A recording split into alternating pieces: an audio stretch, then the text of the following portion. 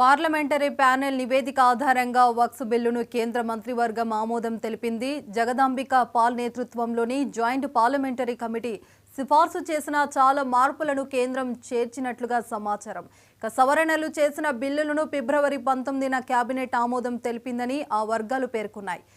ఈ బిల్లులను బడ్జెట్ సమావేశాల రెండో విడతలో భాగంగా బిల్లుపై చర్చించి ఆమోదించినట్లు తెలుస్తోంది. తొలి విడత బడ్జెట్ సమావేశాల్లోనే ఈ బిల్లును పార్లమెంట్ ఉభయ సభలో కేంద్రం ప్రవేశపెట్టింది. అయితే దీనిపై ఫిబ్రవరి 13న ప్రతిపక్షాలు అభ్యంతరాలు వ్యక్తం చేశాయి. అనంతరం బిల్లులో కొన్ని సవరణలు చేసి కేబినెట్ ఆమోదించినట్లుగా వార్తలు వినిపిస్తున్నాయి.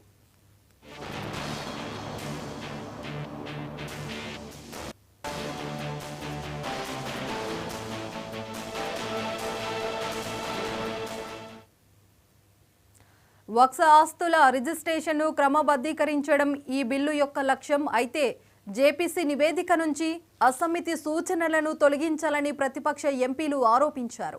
అయితే ఈ ఆరోపణలను కేంద్రం తోసిపుచ్చింది. అయితే ఈ బిల్లును గత వారమే కేంద్రం ఆమోదించిందని వర్గాలు పేర్కొన్నారు. రెండో విడత బడ్జెట్ సమావేశాలు మార్చి 10 నుంచి ప్రారంభం కానున్నాయి. ఈ సమావేశాల్లో ఈ బిల్లులకు మార్గం సుగమం అవుతుందని కేంద్రం భావిస్తుంది. అయితే దీనిపై పోరాడేందుకు ప్రతిపక్షాలు కూడా సన్నద్ధం అవుతున్నట్లు తెలుస్తోంది.